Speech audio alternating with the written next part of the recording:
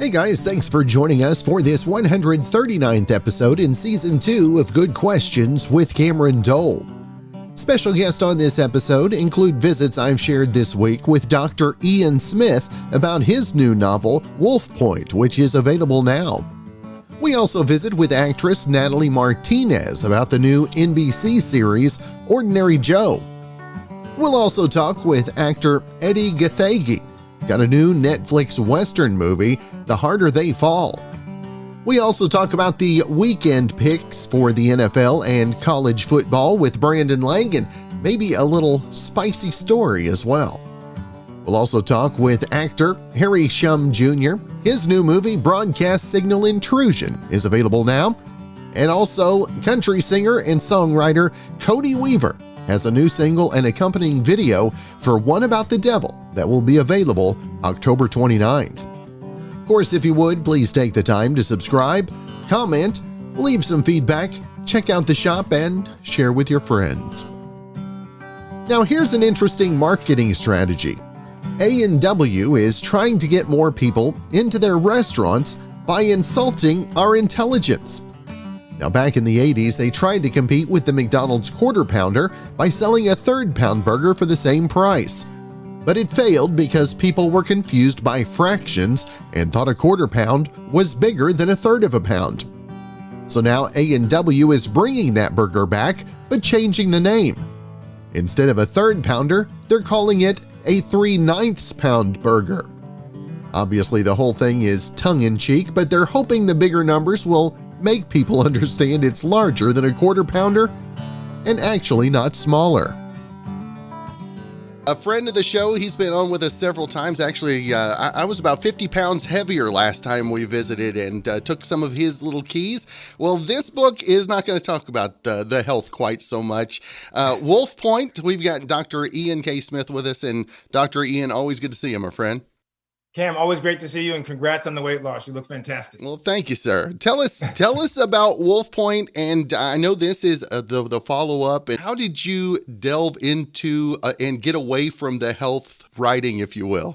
Yeah, well, I like to say that I'm expanding. I'm still doing health writing. In fact, in April, I have a new book called Plant Power, which talks about eating more plant-based foods and less animal-based products, not going completely vegetarian and vegan, but really being able to flip the switch as far as what percentage of plant-based products, increasing that percentage. So I've done it personally and I feel great. So I have that book coming in April, but every fall I write a novel, and Wolf Point is the second novel in my detective series. Ash Kane is the detective. It's a story that's based in Chicago because Chicago is a great backdrop for these kind of gritty books. Chicago has everything. It has great restaurants. It has all the sports teams, which many of them are very good. It's got a great skyline against the beautiful lake, but it also has a lot of grit. And for those who've never been to Chicago, Chicago is the political corruption of Chicago is part of who it is. It's part of the DNA. So I really wanted to set the novels in Chicago because Chicago is a character. In this case of Wolf Point, it actually is about a well-connected, politically connected man whose body is found half submerged in the Chicago River where the three branches meet, which is called Wolf Point. Of what the medical examiner said was a self-inflicted gunshot wound. And this guy was very charismatic. He was a big shot and well-connected, wealthy. And so 2 years later, his kids come to our guy, Ash Kane, and say to him, tell us what really happened to our dad. We don't believe he killed himself. And thus the ride begins. Now, you have to delve in as a doctor and as a health guru as well. You really have to delve into the information to really get all of the information out there. And I'm sure you did none different for the novel perspective as well, right? Well, yeah, I love to research my books. The privilege of writing a novel in fiction is you're allowed to create everything. It can be completely your imagination. However, because like you said, my career has been in the nonfiction research-based world. I'm just a researcher. So even when I write my fiction, I research the proper process. Who shows up first on the scene of a crime scene?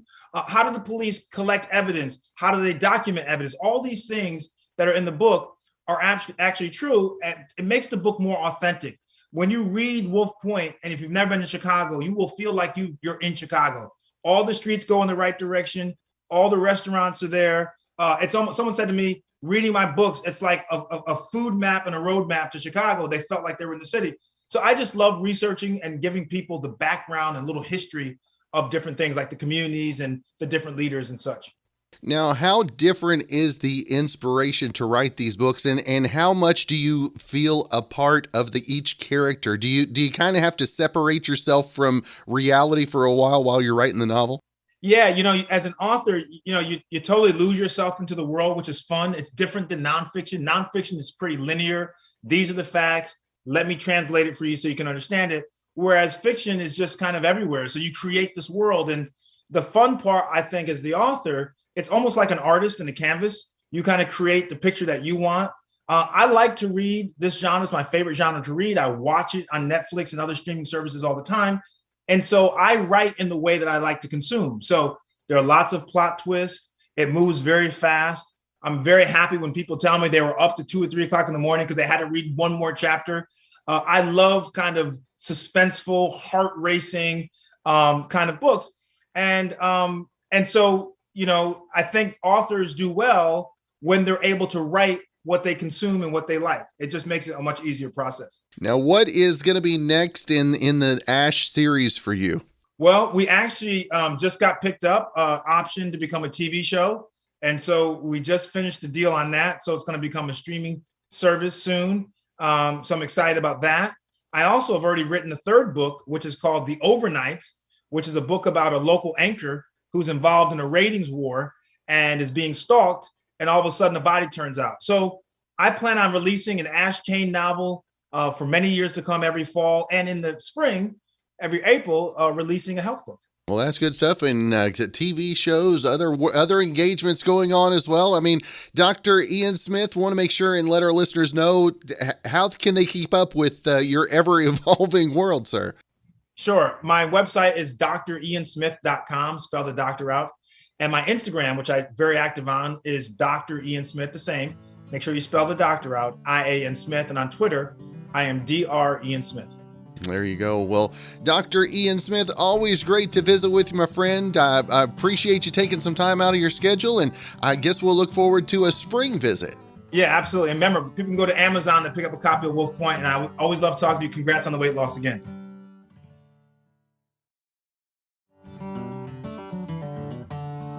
If you asked the average American what the most stressful age of their lives was, they'd probably say however old they are right now. But there is an actual answer according to research. A new study found the average American feels the most stressed at 36. They didn't explain how they got to that number, so we're assuming it was just average response from a poll. But it makes sense. People are really drilling into adulting by that age with a mortgage, family, and career, and their 30s may be the decade they have the least amount of free time. There is some good news though. Nearly 2/3 of people say they're better at managing stress than they were 10 years ago, although 18% of people say they feel stress all the time. People say sleep problems is the number one thing that tips them off that they're stressed. Headaches are number 2, followed by food cravings, high blood pressure, and brain fog. We're going to be talking about NBC's new show, Ordinary Joe, and from that we've got Natalie Martinez on the line with us. And first off, Natalie, appreciate you taking some time. Thank you for having me.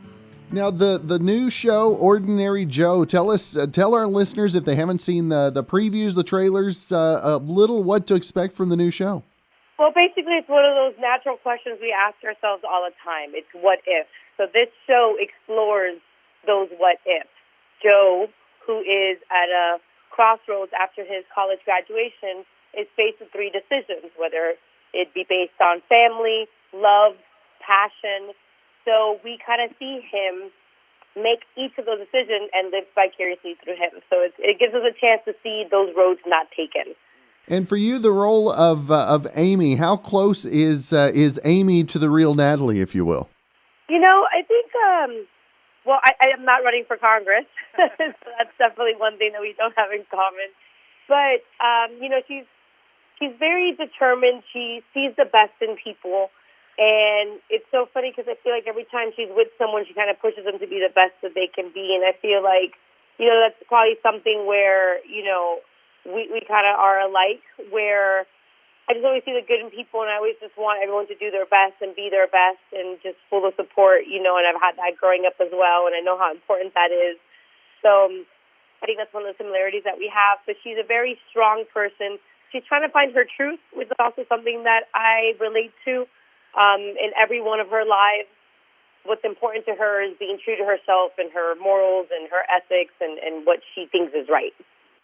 And the whole premise based on the choices that we make. And how do you think, Natalie, this fits into the times that we live in right now, and maybe the hope or the lost hope that we've seen so many times? Oh, I think we've seen how important these decisions that we make really are, and I think this is definitely something very relevant right now. And I think it's just relevant in everyday life, not just because of the times that we're in, but I think it's something we've always thought about. And what I like about the show is that it also gives us a little bit of a break from reality, which I think, is what entertainment's there for. And it kind of lets you get involved into a story of, family, of relationships, about life, and about choices, and it's something that you can kind of get lost in for a bit. But I think, with everything that's going on right now, our choices are the only things that we have, so we have to really protect those. And Natalie, when you work on a project like this, how has the project Ordinary Joe, how has it affected you personally? Well, I've been away from home for the last 4 months. So I miss my dogs, I miss my home, I miss my friends. But, I think, it only affects me in positive, good ways. I'm very lucky to be working, which a lot of people, I can't say the same for in these hard times. And I'm very grateful to be in the position I'm in and creating a show with such amazing people. And it's been a positive experience all around. And what was your big binge in the times that you've been home? What was your latest binge that you've had watching? What did I not see is the question. Because I feel like we've all just ran to our TVs and dove head first. I think Outlander was probably the one that kept me in bed for the longest amount of hours ever. I felt like I still think about them, like if they're real people. So I definitely dove in. My boyfriend would be working, and I'd just be with headsets watching it on my iPad in the kitchen. I'd be in the bedroom watching it in the bedroom. I'd be in the car watching it on my phone. I did not stop with Outlander. And again, new episodes of NBC's new fall drama, Ordinary Joe, Monday nights, 10 Eastern, 9 local time on NBC. And Natalie, I always want to make sure and let our listeners know where they can keep up, maybe find more about the show, but also everything you've got going social media-wise as well. Oh, awesome. Yeah. You can always follow me at I am Natalie Martinez. I am Natalie Martinez. Instagram. You made it easy on us. Yeah, very easy. And then the show, Ordinary Joe, you can catch it on Peacock. You can see it on Hulu. You can see it on NBC. So there's options out there. Don't miss it. Do want to say thanks to our sponsor for today's episode, Smiley's Breezy Vapes at 313 Falcon Road in Altus, Oklahoma. They've got Wacky Wednesdays where they spin the wheel for extra savings for you, plus their Super Saturday where disposables are buy one, get one half off. For more information, you can call 580-471-VAPE. That's 580-471-8273. They've got new hardware and, of course, the largest selection of disposable flavors in Southwest Oklahoma. That's Smiley's Breezy Vapes at 313 Falcon Road.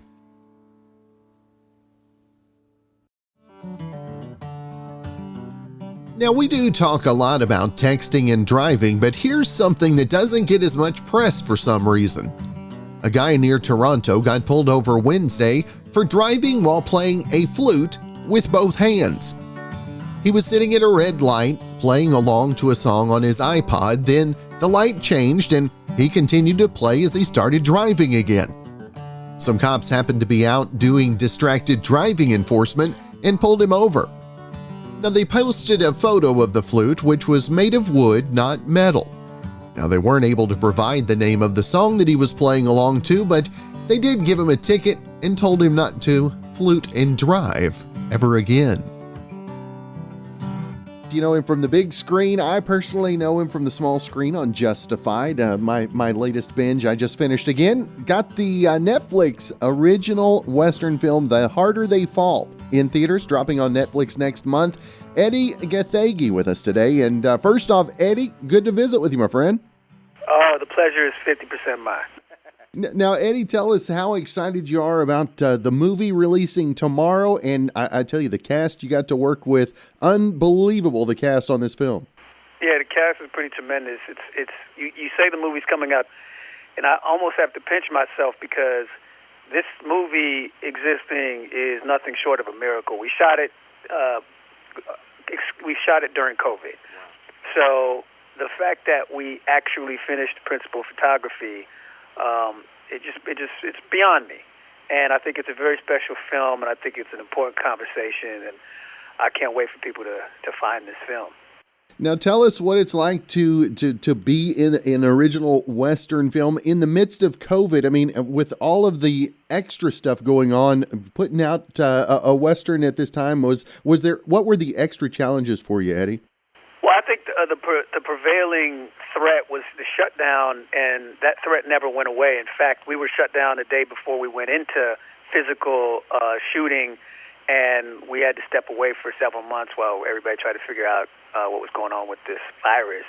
And then when we came back to resume filming in September, we suffered a couple of shutdowns, but then we ultimately wrapped, at the end of December. So I would say the primary challenge was COVID, because emotionally it just does something to a production. But the other challenges are the usual challenges, weather, inclement weather. It was extremely hot. It was extremely cold in Santa Fe, but then the landscapes were gorgeous and the sets were practical, which allowed us to really just get into the mindset of what it would have been like to ride around in the ranges in the 1800s. So, where the challenges were, that was also where the growth was. And Edi, if folks haven't seen the trailer, I actually just finished watching the trailer again before we visited.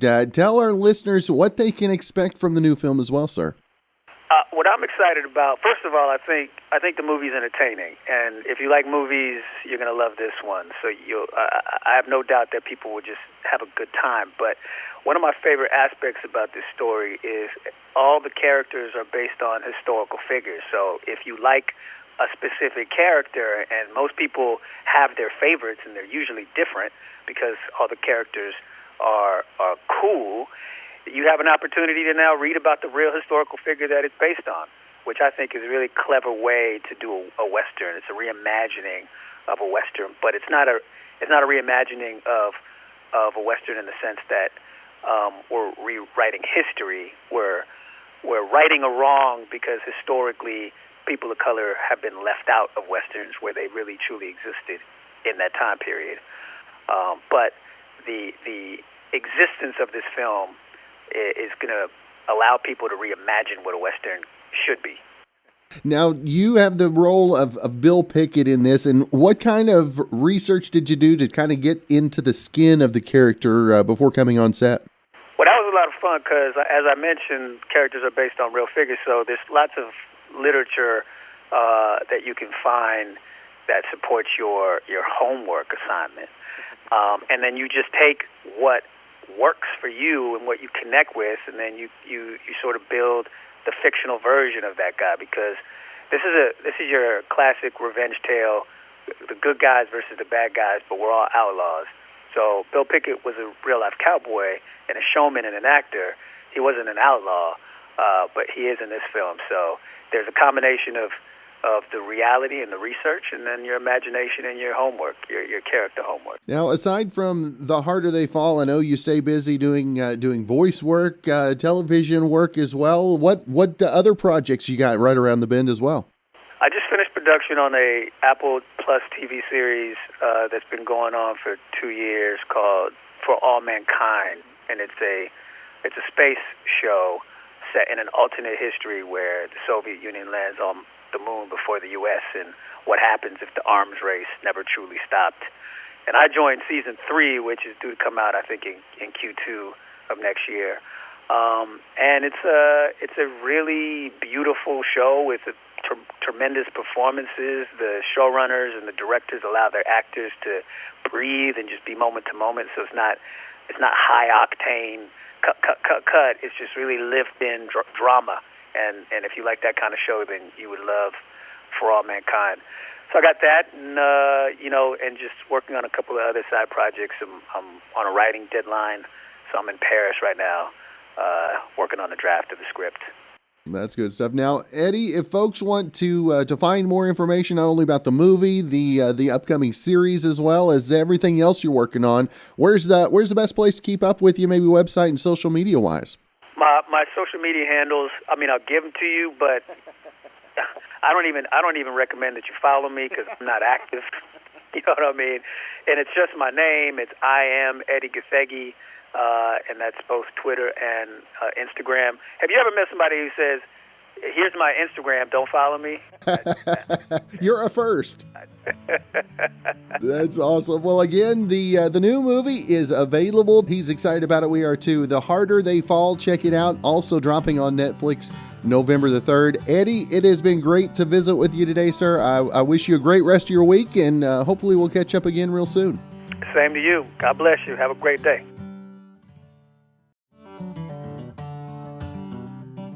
A poll earlier this week found that sitting in traffic is the number one thing we're annoyed about coming back now that things are opening back up.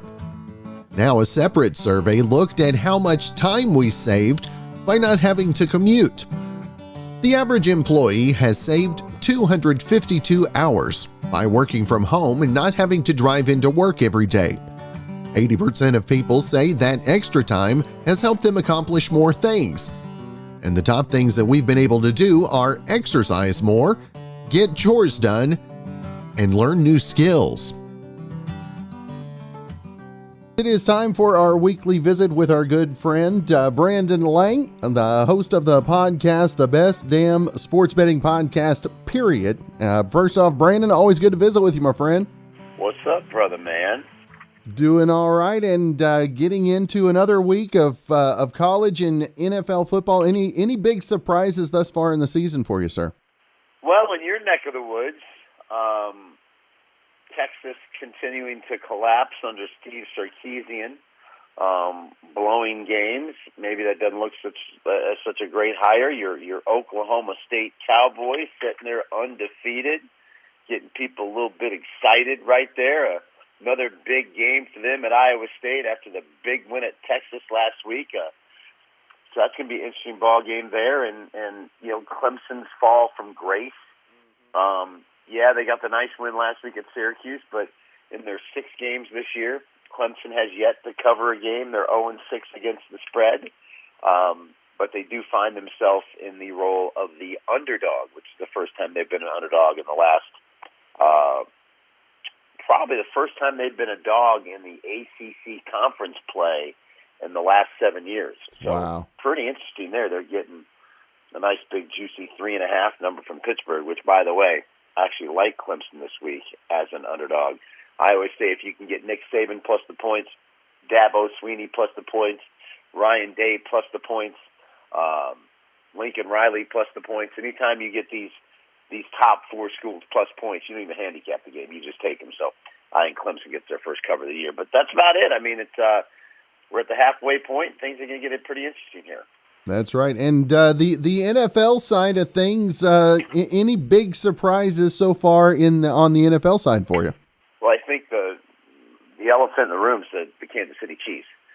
You spend all that money putting your offensive line together, and off the Super Bowl loss, we got to protect Patrick Mahomes. Well, that's all fine and dandy. Great job. Way to go load up that offensive line. But on the flip side of that, you didn't do anything for your defense. And now you got the worst defense in the NFL. And you look at their 3 wins this year. The 3 wins the Chiefs have this year. Cleveland week 1, which Cleveland should have won the game. Cleveland handed it to the Chiefs. The Philadelphia Eagles, and the Washington football team. That's their 3 wins. And people keep putting them up on that pedestal. You can't win football games in the NFL against elite teams with that bad a defense. And so this week they go into Tennessee, and I think they're going to lose again. I think Derrick Henry's going to run for over 200 yards. I think that Tennessee's offense is going to do whatever they want at home, And I think the Chiefs go into Tennessee and get beat outright. So that's the big story. And, of course, Arizona. I mean, Arizona has scored 30 points or more in every single game this year but one, and that was the 17-7 home win 2 weeks ago against their division rival San Francisco. Kind of throw that game out. It's a division rival. They play different. But when they went into the Rams, against that Rams defense, and beat the Rams 37-20, you start going on the road and beating L.A. 37-20 by 17, they're a legit 6-0. It's going to be interesting to see how they handle these last 11 games of the season. But the fall of Kansas City and the rise of Arizona, two biggest surprises in the NFL. What is in store on the latest episode of the podcast, my friend? Well, we're taping it tonight. We'll break down whatever pops into my head, whatever story I remember that I haven't, the Monica. I had forgotten until somebody brought it up, a buddy of mine. He says, you should tell the Monica Lewinsky story on the podcast. Her documentary just came out a couple weeks ago, or her little docu-series came out a couple weeks ago, and I was set up on a blind date with Monica, and she told my best friend Chris, his wife went to high school with Monica. I was set up on a blind date with her, and afterwards, Nisa called me and said she wants to go out with you. Now she's cute. I'm not, she's cute, little hefty for my taste, but sometimes you look across that table and you see that kind of cute face, and you're like, hey, this would be a presidential takedown if I went out with Monica. I told Nisa, I said, listen, the only reason why I go out with her is to hit it and quit it, and be able to say that Bill Clinton and I have something in common with the former president of the United States. I said, unfortunately, I think that would strain our friendship. And she said, yeah, it probably would.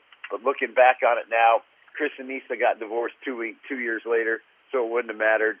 So after further review, we have a reversal. I should have did the presidential takedown. I should have hit it and quit it with Monica, but I didn't do it, and that's a little regret that I have. But podcast is good. College football this week. Take a look at Syracuse plus the points over Virginia Tech. Syracuse is on the rise right now, and I do like Oklahoma State plus the points over Iowa State. I keep going back to when you can go into Boise on that blue carpet and hold Boise scoreless in the second half, which is what they did. I think you have to take Oklahoma State plus the points. NFL, keep riding the Baltimore Ravens at home. I'm going to the Raiders game here in Vegas against Philadelphia. I will buy the half point, lay 2.5 with the Raiders. And last but not least, the Titans will beat the Kansas City Chiefs. Take the Titans outright. All right. Well, again, you can find more info on the website, brandonlang.com, and be sure and check out the podcast anywhere you get those. And Brandon, here's to another successful weekend, brother. Let's go. Your mouth to God's ears, right, brother? Do want to say thanks to our sponsor for today's episode, Smiley's Breezy Vapes at 313 Falcon Road in Altus, Oklahoma. They've got Wacky Wednesdays where they spin the wheel for extra savings for you, plus their Super Saturday where disposables are buy one, get one half off. For more information, you can call 580-471-VAPE.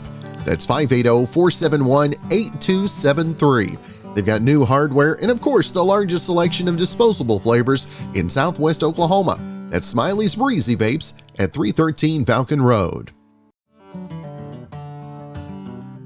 We're coming up on the spookiest week of the year, but it turns out that some people are easier to scare than others.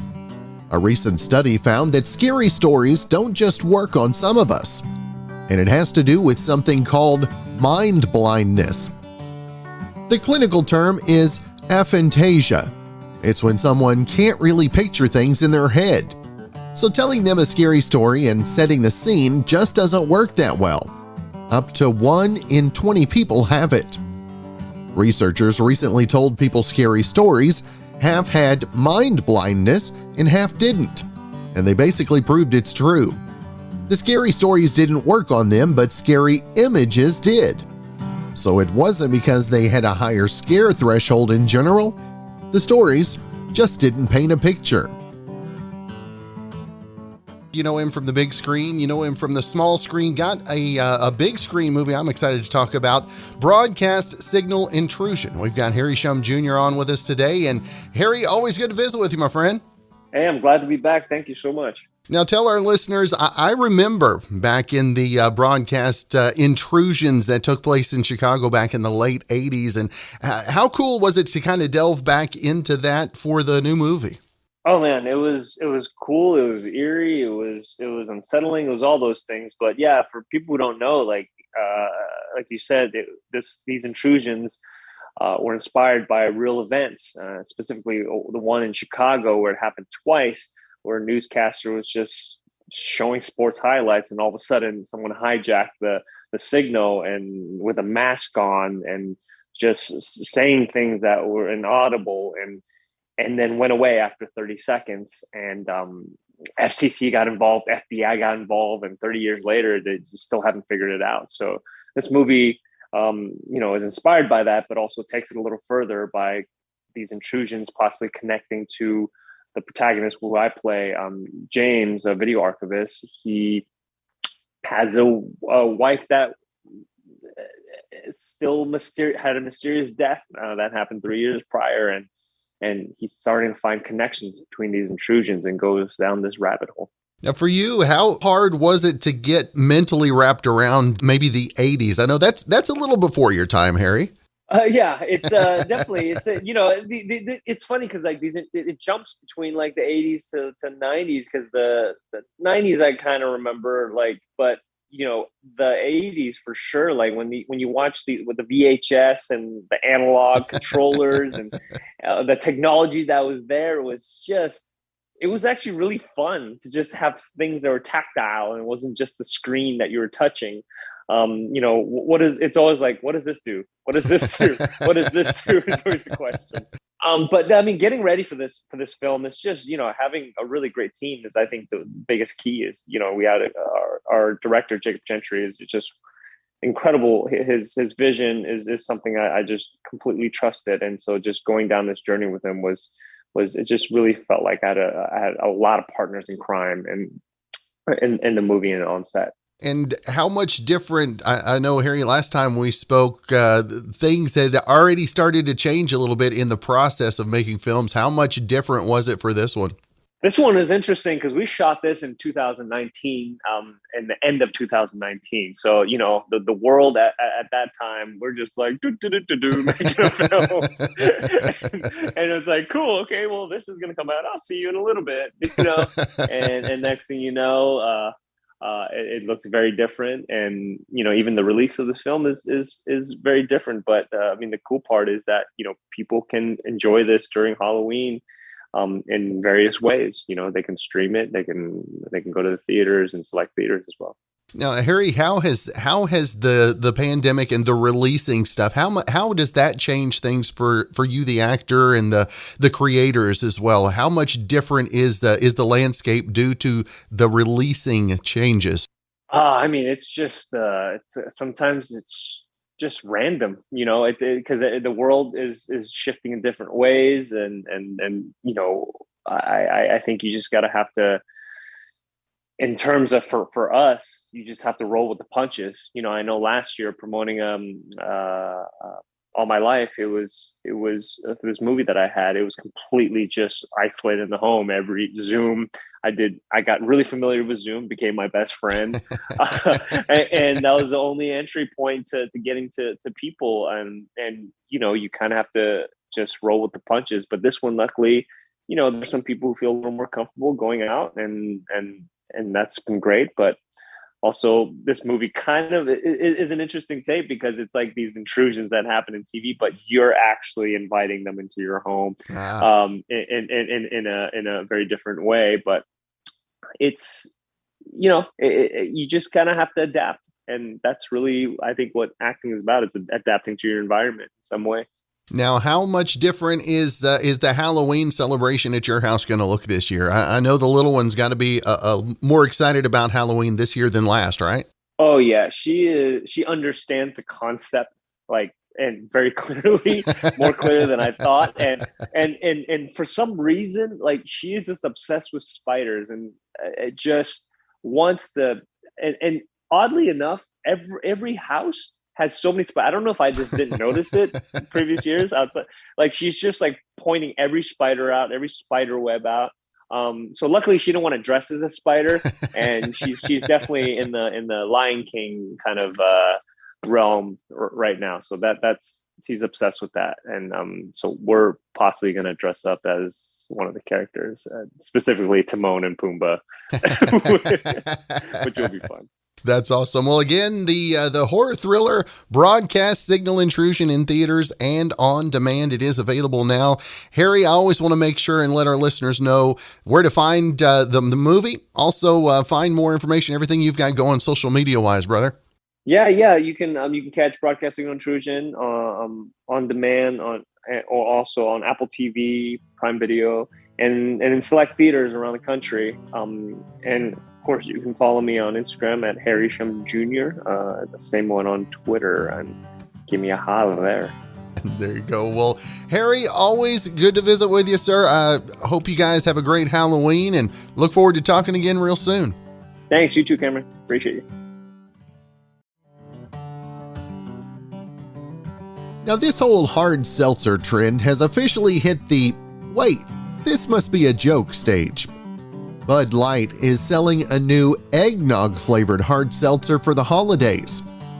Now, it's part of a new variety 12-pack called the Ugly Sweater Pack, which they also did last year. But 3 of the 4 flavors are new: Seltzer Nog, Sugar Plum, and Cherry Cordial.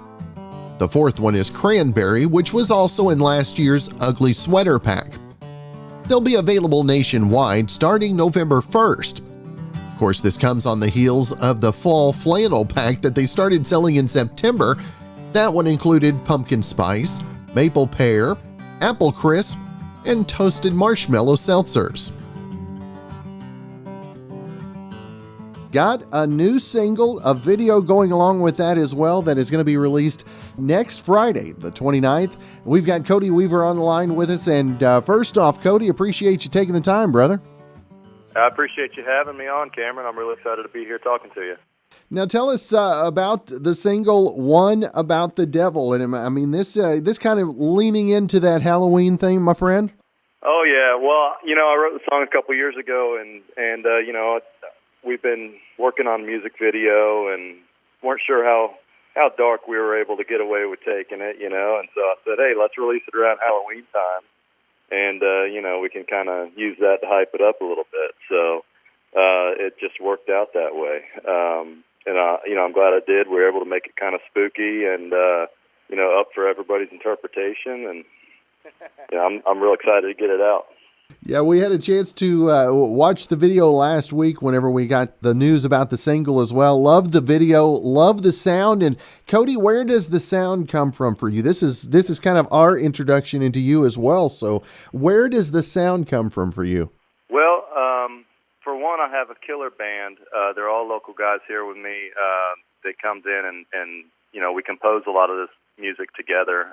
Typically I get an idea and write some lyrics to the acoustic, and my guys come in and we really iron out some intricate arrangements, and we just have a lot of fun with it. We take all of our influences. Some of my guys are metal guys, and I grew up listening to bluegrass and old outlaw country, so we try to do a little mix of everything and try to do our own thing. We wanted it to sound like a nod to traditional country, but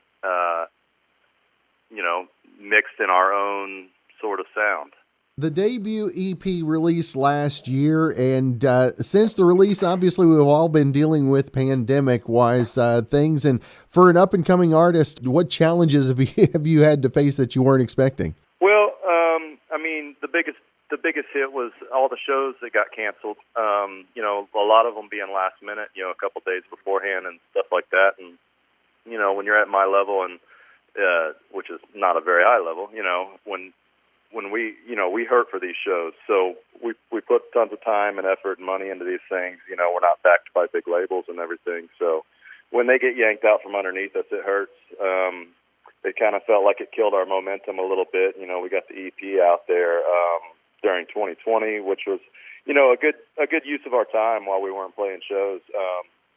But I'd say that was the biggest blow to us, was just not being able to really play the amount of shows that we'd like to. But you know, it's okay. You know, me and my band all have full-time jobs, and you know, we're able to make it and still cut our music here in the studio. I built a little studio on my property, and so you know, we're able to still do our thing. You know, we're not out playing live all the time. I do have a big show coming up in Sanford, Florida in November, if I'm allowed to plug that here. Always. But yeah, man, just trying to adapt over the last couple of years and try to make good use of our time and not lose momentum. And you know, for me, it's not really about staying relevant anyway. I just don't want to lose steam and have our art suffer for it. So if we can continue cranking out good songs, then I'm happy. You guys all being local, was working on the music, was that something you guys were able to delve a little bit more into, maybe the songwriting process?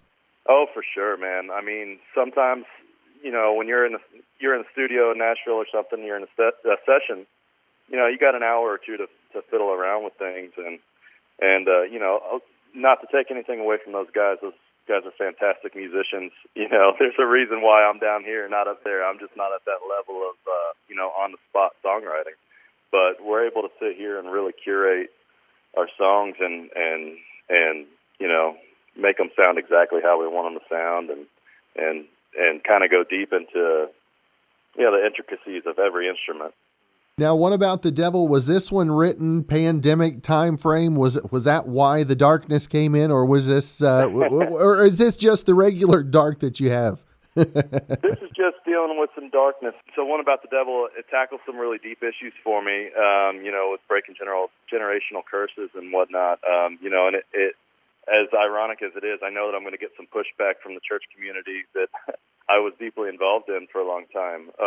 But it's even got a biblical, you know, message to it of taking up your cross and dying to oneself. So, I mean, it's got all kind of different, you know, deep meanings to it for me. And I wanted it to be vague enough to where people can, you know, interpret it into whatever makes sense in what's going on in their life. But it's also, you know, tackling some actually pretty heavy issues that I've dealt with. So it's real, it's honest, and, you know, it comes from the heart. Now, during the pandemic time, did you delve into the live streaming? Did you have to get a little bit more tech savvy in the time as well? Definitely had to get a little more tech savvy. Did a lot more Zoom calls and, you know, interviews over the phone and everything. So definitely had to get a little more proficient in using technology, which I'm not great at. We didn't really do any live streams. We did a couple of, like YouTube videos and stuff, but you know, I don't know. I kind of was bitter about it at first when I saw all these other bands doing this live stream thing and just putting their Venmo up, and I don't know. It just kind of like it wasn't my thing. You know, I'm not out there trying to beg people for money. You know, I just want to write music and people to enjoy it. So I kind of just I wasn't really interested in doing that. I don't blame you either. I helped out a couple of times and was very, very thankful that I wasn't asked to help with those very often either. Now, again, we talked about the upcoming single, the one about the devil, also the video and upcoming tour dates as well and stuff like that. Where can folks keep up with all that, Cody? They can follow me on all my social medias. I'm on Facebook, Instagram, and Twitter at Cody Weaver Music. Or you can get on my newsletter. You can go to my website. It's CodyWeaverOfficial.com. And I don't keep up with my newsletter nearly as much as I should, but I do some special giveaways and stuff like that. And we're actually going to be giving away some of the props from our music video that we made for some of our special listeners. So, yeah, make sure everybody goes up and signs up for the newsletter. There's going to be big stuff on the horizon. All right. Again, follow him at Cody Weaver Music. And Cody, it has been great to visit with you today, sir. I wish you continued success and looking forward to everybody being able to check out the new single. Thank you, buddy. I'm really excited for everybody to hear it, and I hope that it adds some value and some meaning to someone's life. Well, thanks again for joining us for this 139th episode in Season 2 of Good Questions with Cameron Dole. If you ever have a comment, question, maybe anything else you'd like to know, you can hit me up on the contact page at gqwithcam.com. You can follow also on socials, Instagram, Twitter, TikTok, and Facebook at GQWithCam. If you'd like to help out in the funding for this podcast, visit our merch store where we've got hoodies, shirts, tumblers, mugs, stickers, and more. That's gqwithcam.com/shop. If you have a special guest idea, you can email me, gqwithcam@gmail.com. Thanks again to our sponsor for today's episode, Smiley's Breezy Vapes at 313 Falcon Road in Altus. Call them for more information at 580-471-VAPE. That's 580-471-8273. Also, thanks to our good friend Brandon Allen for coming up with our theme music. We're going to let him play us out. We'll be back with episode 140 real soon.